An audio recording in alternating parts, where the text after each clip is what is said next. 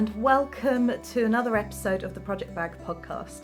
My name's Gemma, this is my face in case you've forgotten it, and this is a podcast all about the fibre arts, focusing predominantly on knitting and crochet, but with some sewing and cross stitch and embroidery creeping in as well, and also hand-dyed yarns. I hope you are well. It feels like it's been absolutely forever since I've spoken to you. I've lost track of the last time I did an actual podcast. I've had a couple of interviews with Tabitha Hedrick and Anna Nikiforovich up on my channel recently. But basically since I went back to work, it's just been go. So yeah, I'm thrilled to be back here. If you are still coming back after all this time, thank you so much. It's been a long time. I've been AWOL, but like with a lot of people, there's a lot going on behind the scenes. You know, we're living through a pandemic and our whole lives are changing. Some more dramatically than others. Mine perhaps not too dramatically. My cat has got tangled up in the tassel on my curtain tie. And now he's punishing it. Kit Kat.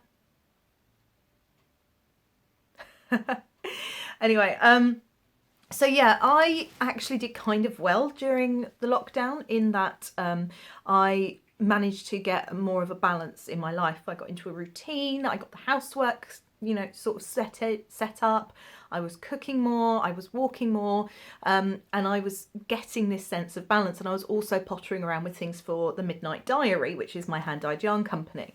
However, since going back to work, which also coincided with me being diagnosed with having another depressive episode and my brain injury playing up and all these other things that you might have seen about if you follow me on Instagram, it just all kind of fell by the wayside. And the spinning plates thing that we all do in modern life, I've just not been able to get them spinning properly again. It's funny, isn't it, how before all this happened, our lives were 24/7, rush, go.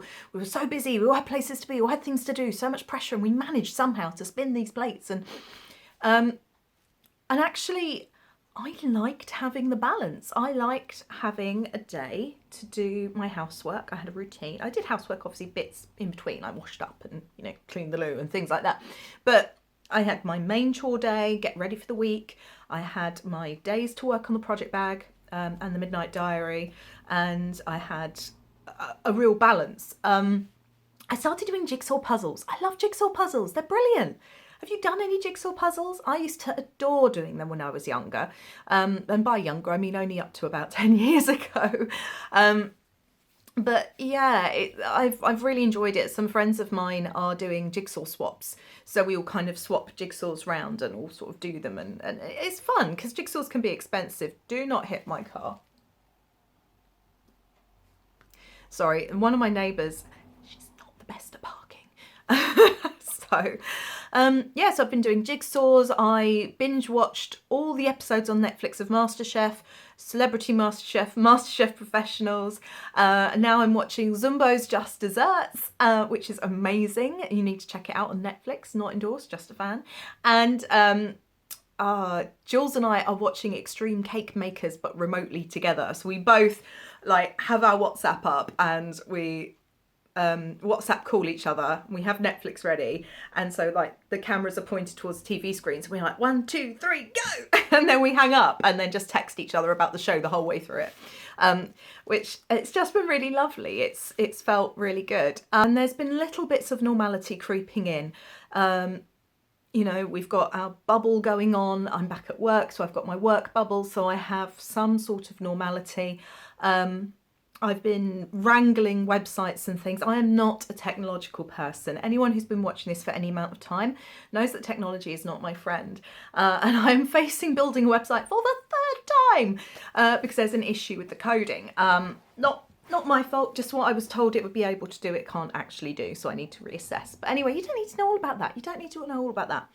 But I would love to hear how you've been during COVID and what old hobbies have you caught up with again? I mean, you know, at the beginning of lockdown, I was getting back into my cross stitch. I finished that cross stitch. I will put a photo here for you. I can't remember if I showed you on the last podcast or not, you see. So So yeah, we'll I'll put it up here anyway and you can see it. I've started another cross stitch, which is an absolute beast, but I'm not going to say too much about that now because the person who it's for doesn't actually know what it looks like yet, and I don't want to risk them seeing it before I'm ready to share it with them. I baked a bit, quite enjoyed making new recipes, that was fun. And yeah, sewing, I've really got into sewing. Now, I don't know if I said this on the last podcast or not, but I'm not going to be making project bags anymore. I'm talking to a fantastic sewist friend of mine who is brilliant and enjoys it, about her making the bags for me. But the sewing, I don't enjoy it. It's a chore and I avoid it like the plague, which you may be able to tell because of how infrequently I have project bags in my shop. I did really enjoy making the one for Perth Festival of Yarn. Ding! Perhaps because it was a one-off, vintage fabrics, which were really fun. But I don't enjoy it as a general rule. And I'm no longer the project bag. I'm the Midnight Diary. I'm a dyer at heart. And I think life's too short for doing things that don't make you happy. You know, I've done that. I've done a career change to something that's more fulfilling. So yeah, so hopefully there will still be bags, but not made officially by me. There'll still be the Midnight Diary bags, but yeah. What else? But because of that, I've actually got into sewing proper. I've discovered the problem isn't the sewing, it's the sewing for work, because during lockdown I actually made a couple of things for my god babies. I can't call them god babies anymore. They're three. They're not even god toddlers. They are pretty much god children at this point. So I made a dress for my little goddaughter and I made a pair of shorts for my little godson. I'll put pictures here and here. Goddaughter, godson. And I have since made another dress for my little goddaughter, which I shall put here.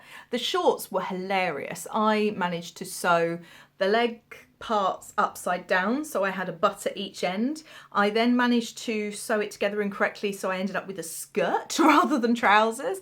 I ended up phoning my friend who's the excellent sewist and who taught me to sew, and I was like, right, what am I doing wrong? And when she'd stopped laughing, she explained to me that you actually have to fold the trouser legs inside each other to do the seam for the gusset.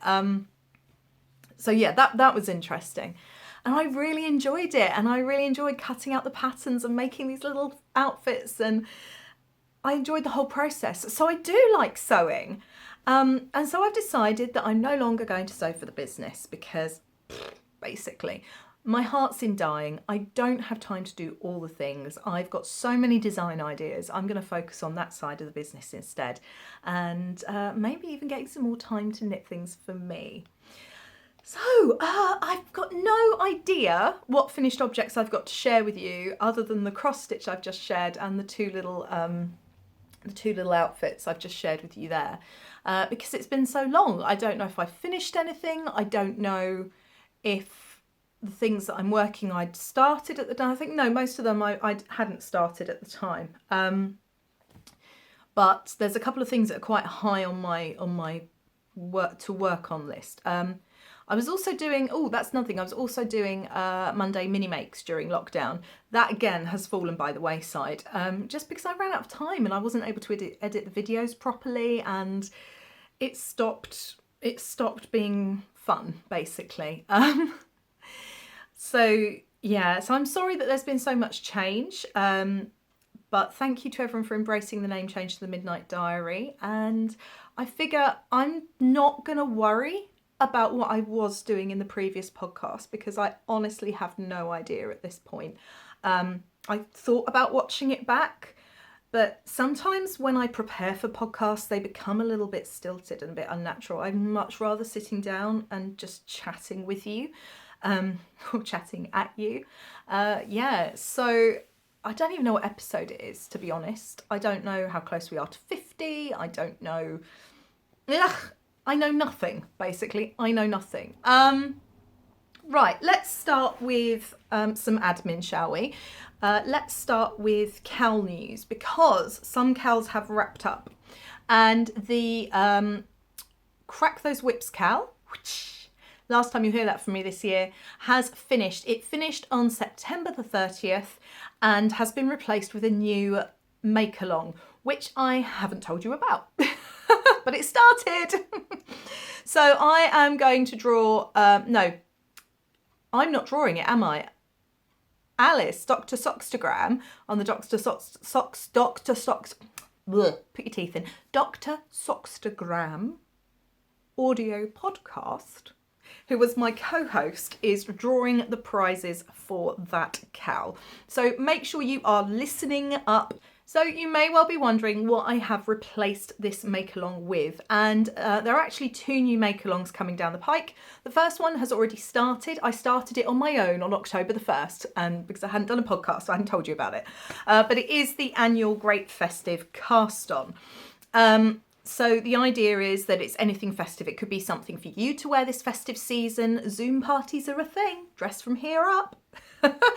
It could be gifts for people for Christmas. It could be something with festive themed yarn. It could just be wintry.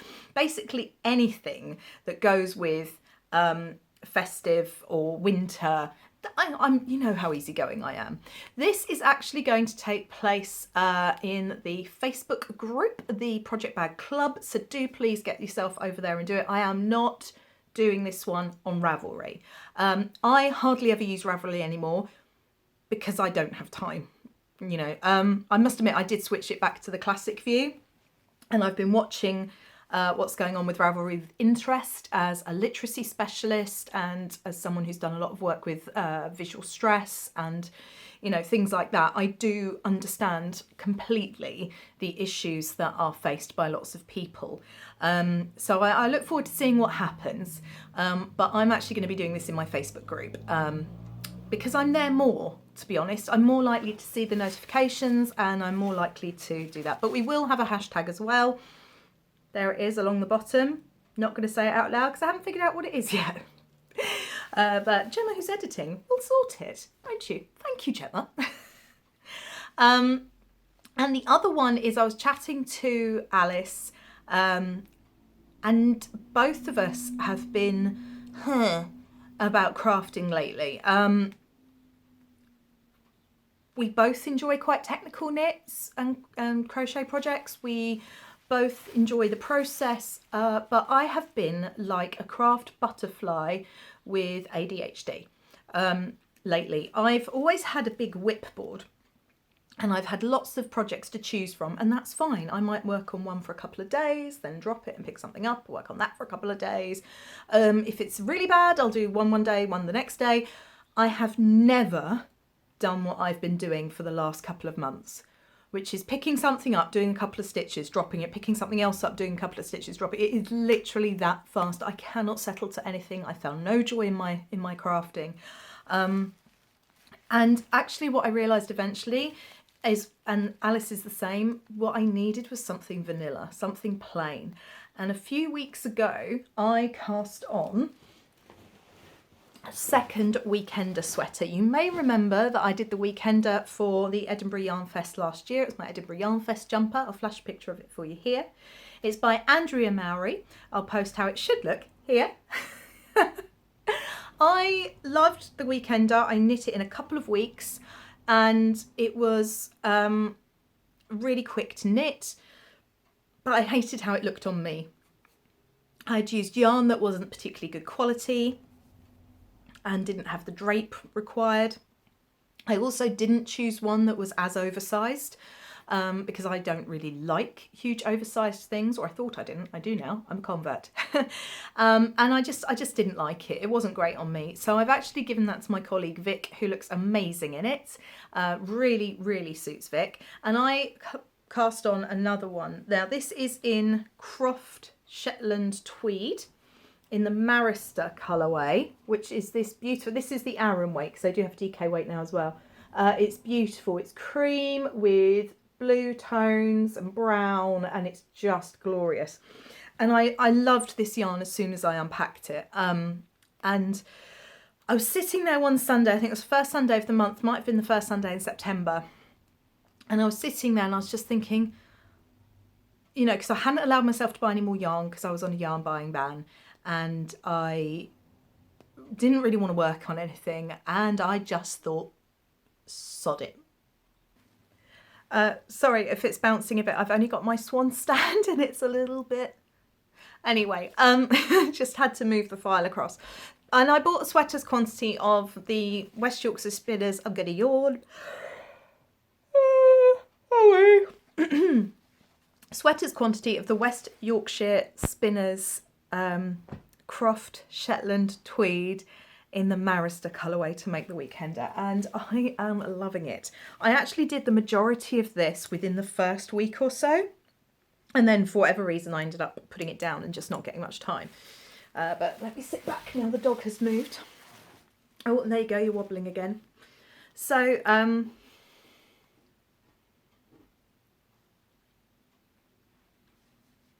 dogs. Yeah, so it's designed to be worn pearl side out, and it's got this, if I can find one, I need to find one. This faux slip stitch seam here. I'm really doing it properly this time. I didn't swatch, sorry Tabitha, but I did do the tubular cast on, which isn't as scary as it sounds. And you know what? I love it. Have a look at this. I just used, where was the tutorial I used? I'll find the picture tutorial that I used and I'll link it down below, which is where you'll find all the details about today's podcast. Comfy? But yeah, this is it. And if you look, it just looks like continuous knitting. I don't know how well I can show you that. Ooh, it's the same effect as a Kitchener stitch does on socks. It just looks like the knitting goes round. And it's super stretchy, which is one of the other things I really didn't like about my weekender. I did my normal knitted cast off, and it just... Yeah. So I mean, it is huge. I mean, it's ginormous because it's meant to be worn with something like 10 inches positive ease. I'm a 42-inch bust, or at least I was last time I measured. Haven't measured since pre-lockdown, so I'm probably a little bit bigger than that now. But I know I'm not alone, right? Right? I decided to do it properly this time.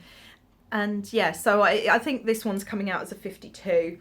But yeah, it's just going to be so cozy for winter, and I love it. But I also love the stocking stitch side, so I kind of think I need something else in the stocking stitch side, so watch this space, there will be casting on.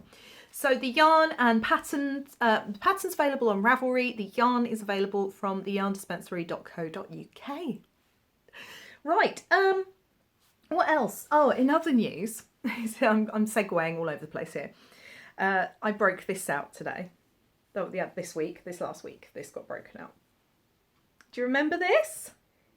This is the Frozen Fractal Peppermint Bark sweater by Bad Wolf Girl Sits and Knits that I test knitted for her. Test knitted badly. I'm a bad test knitter, and that's why I'm not doing any anymore. Certainly not at the moment until I get my stuff sorted out. But I did this again in the Croft Shetland, but this is the Croft Shetland colours.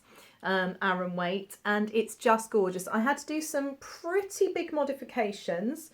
As you can see, I'm trying to hold this up and show you. There are significant decreases here, and that's because Magnus, being a whippet, has a little teeny tiny waist and a big deep chest. Now I'm actually going to unpick this because that is not a particularly loose cast off. I did my normal cast off again, and I think I'm going to do Jenny's Surprisingly Stretchy Bind Off because this fits him perfectly, but getting it on him, it's a bit like, I don't know if any of you girls, ladies watching, have ever worn an Empire line dress that fits you, because the waistband comes right underneath your bust, and it can be a bit, it fits great, but you have to kind of get it for them and then get the for them again, and it's like that for Magnus with his whippety chest. It's a little bit snug, but he loves wearing it, so that's really good. His little bestie Chewy thought he'd been attacked by something and tried to get it off of him, but no. So this is being worn, and I have it on good authority that Lucy Locketland is going to be doing one for Lotta, Magnus's sister, possibly in yellow, because that is her favourite colour. So yes. I also have not one but 2 half objects. Knowing that vanilla is everything that I want right now, I have reached for the socks. First up is this glittery gorgeousness, which again is West Yorkshire Spinners. This could be the West Yorkshire Spinners show, right? This is their Christmas 2020 colourway Silent Night, and you should just about be... Oh, look, you see the sparkle. It is sparkly, and unlike their previous Christmas yarns, this one actually isn't self-striping. I haven't got the hoe with me because it's immediately become a sock sample, but I will put a picture here. As you can see, it's actually variegated, which is beautiful, and to me it just totally encapsulates looking up at a starry night sky in the winter when there are some clouds and you've got those moody blues and lighter ones. Oh yeah, I just love it, absolutely love it. I've got another ball that I'm hoping to do the crocheted socks in, but yeah, we'll see if I have time. The other one I did was the Silent Night ones were going to be Christmas for someone else. They're mine. Happy Christmas to me, happy Christmas to me. That's the thing. The other one I've done is Rum Paradise, which is a total mess because I've knit from it. Again, by West Yorkshire Spinners. Both of these yarns are available from the yarndispensary.co.uk. They are £7.20. There's free international... free UK shipping on orders over £30. If that's not working, let me know. I'm having some hiccups. And I'm doing these for my dad, and they are making the most joyous rainbow socks. I don't know who I am. I have knit 2 socks in the last week and a half, maybe. Yeah, that's fast for me. That's commitment for me. So yeah, I'll put a picture here. This is going to be a pair of socks for my dad for Christmas. I'm going to show you the picture. This is the picture off of the sock blocker. Now, my sock blockers are tiny because I've got teeny tiny feet. My dad is a normal human and he has normal human size feet. So my friend brought in these sock blockers that she bought at great expense from Yarndale. And they were perfect. You extend them, they're very clever, and it gets the sock to the right shape. I decided not to use the photograph I took with it on the sock blocker though. Just gonna flash it up and see what you make of it. So yeah, I think if I keep knitting socks for people with human sized feet, I'm going to have to invest in some sock blockers in different sizes and possibly not the extendable ones. If anyone has any recommendations, I would really prefer wooden rather than plastic for obvious reasons. Then not just the aesthetics, then please do let me know in the comments below. I'd be very, very grateful for your recommendations. So I think that's about it for creative content, really. It's been short and sweet. I've got a whole load of things to knit, and actually recently I've been considering doing something a bit drastic. I've been considering glaring at the people on motorbikes. No, I do glare at people on motorbikes, and they're very noisy, and I'm trying to record. Don't they know this? Don't they know this? Yeah, I've actually been considering getting rid of basically all of my yarn and starting again. I know this is a stress response, and my lovely friend Eva, who is director of Perth Festival of Yarn, I haven't talked about Perth Festival of Yarn, ooh, need to do that, has said to me to give it a couple of weeks, or go through the yarn and move it to another location and see how it feels, see if you can store it at the shop for a bit and just get used to not having the yarn and see how you feel that way. And I know she's right. I know I need to sort of take my time and really think about it. But I've got lots of whips on the go, so I would obviously keep the yarn for those whips, so I wouldn't be short. I've also got lots of projects that I do need to do. I'm having a bit of a struggle with one of them. I'm doing the Eliza top from On the Hook by Verity of Truly Hooked. It's a wonderful pattern, it's well written, I'm enjoying the process, but I downsized On the Hook because I'm a loose crocheter. And while I've got lovely fabric, it turns out Verity is also, or was at the time, a loose crocheter. And so I shouldn't have downsized the hook. So the top that I was making, and I'll put some pictures up, in this beautiful yarn from Truly Hooked as well for my friend Helen. It just came out too small, so I had to take it back and start it again. And I haven't seen it in a few weeks. I have literally no idea where it is. This is partly why I need to de-stash, because I don't know where anything is in my craft space anymore. I mean, it's not even a craft space. It's like yarn stash and fabric stash and book stash just were thrown up by the stash monster in a giant, wonderful, colourful, sweet, non-nasty smelling vomit bomb all over the craft room. Because I started getting the rest of the house sorted, and one of the ways I did that was I went and collected all the things that belonged up there and put them back up there. The rest of the house suddenly looks really tiny. So I need to find that and do that. Also, the top that I knit for my grandma that didn't fit her, that my mum pinched, I've got yarn to do that again, so I'd like to do that again. I've got loads of socks to knit for people for Christmas. I've got several shawls on the needles for me that I want to do. I've got the sweater from the West Yorkshire Spinners DK book, which is this one, that I'm knitting for my friend who is a gardener. We're doing a bit of a skill swap. He's going to come and spend a day trying to help me sort out my mess in the garden. It's more like a wild garden, natural, untamed. And I'm knitting him a jumper, and I know personally I'm getting the better deal here. So I've got that to do. I've also got a jumper for my mum that she's asked me to knit for her. She's always knit for me, but she's now getting to the stage in her Parkinson's where she's struggling to knit. Certainly pretty cabley things and lacy things, which are her preference. So I've got to knit that for mum. And I've got a jumper for my friend Jackie for her birthday, which turns out not to be her 70th. And I've got a jumper for Alan to do. And I've got my boss's 70th birthday present, and it was her 70th at the end of September. And I have done about 2% of it, but I will start talking about that in the coming weeks. I don't know if this is going to be a regular podcast, as in weekly or 2 weekly. I think I'm just going to see how it goes, take it as it comes. I am grateful for you for still watching. I hope to be back soon with more whips. I will be drawing the prize for the Tabitha Hedrick Switch Knit Dictionary next week, and I'm hoping to have some other cool collaboration things. Sorry, you got way more of my face than you needed there. Hoping to have more cool collaborations coming up.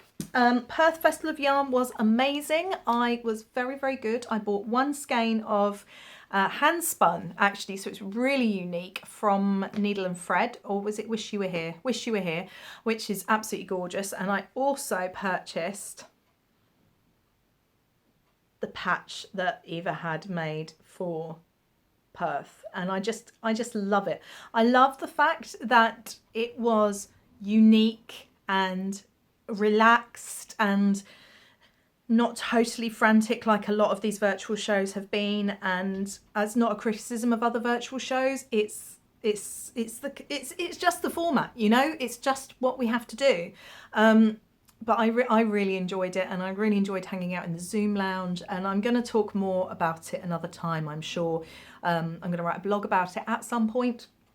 But yeah, so I did that, and I also got some Crafter's Balm from Laura, the Lonely Knitter, who has totally gone, I might try dyeing, and then kicked it out of the park. Her yarns are stunning.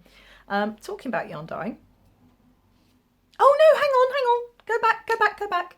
Vanilla socks, vanilla projects, that's what I need. Yes, we were there. Okay, so Dr Sockstagram and I are going to host, and this is the second cow, are going to host another make along. It's the Vanilla Along. I don't know if that's the actual name. Alice is recording her podcast soon, and we're going to put all the details down below. And I'll put them down below when I've got them. It may not be when this episode initially goes up. So we'll do that.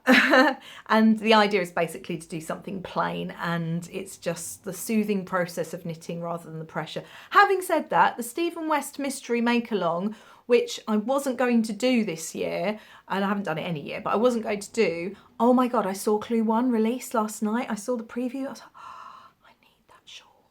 And I'm like, no, focus.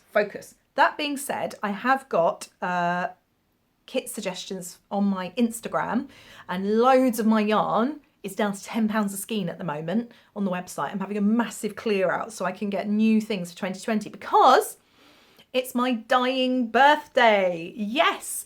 It is round about now, I think, actually, is my yarn dyeing birthday. I started dyeing yarn properly and had my first shop update in October of 2018, and now it's October 2020, and I have a shop update for you. So this time I have got this rather lovely DK yarn, and I've also got Chunky, and these are my autumn and colourways and some of my classic collections. You know what, this is ridiculous, right? Okay, so this one and this one were meant to be the same, but they're kind of not. So As Yet Unnamed and Turning Point. There's Turning Point, which is rather beautiful. And then we've got my As Yet Unnamed one. I don't know what I'll call it. Sketchbook colourway, probably. I don't know which one will become the sketchbook. And that's on DK. I also have, thanks to popular demand, Sweet Pea on DK. Sweet Pea was incredibly popular when I launched it in the summer. Oh, it's got a bit of fluff on it. Let's move the fluff. Yeah, Sweet Pea on DK. We also have Calm on DK. This is 100% superwash merino. We have Aurora Borealis from my classic collection, signature collection on DK, which I just love. This one doesn't have a name yet. I think I'm going to call it Berry Kiss after the holiday on Superwash Merino DK. And I think, is that it for DK? Yes, I believe it is. We also have a new 4-ply colourway, which is teals and golds and greens and just a bit gorgeous. Again, no idea what it's called yet. I need to decide because I'm doing the shop update in about 3 hours. I've also dyed some more lead and some more denim. They are both upstairs drying or finishing drying. And I've got some Chunky as well. Now, I've only got one drying off the rack at the moment. But this is Spiced Plum. There you go. And that is, or is that the DK? Is that on DK? No, that is Chunky. That's Chunky. And that's Superwash Merino as well. And I love it. Also new for this time are some accessories. I have detachable pom-poms. Well, that's it really. There's more Kal news, but I'll share that next time. And I will put the name of the prize winner for the isolation along down below. And